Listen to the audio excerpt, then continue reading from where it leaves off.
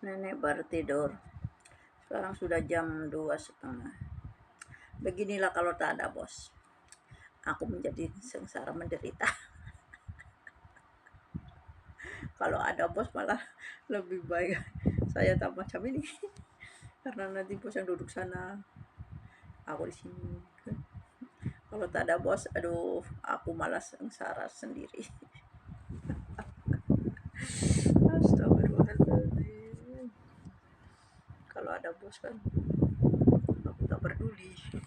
Kalau tidak ada bos kan saya tanggung jawab kan. Sudah jam 2.30 malam.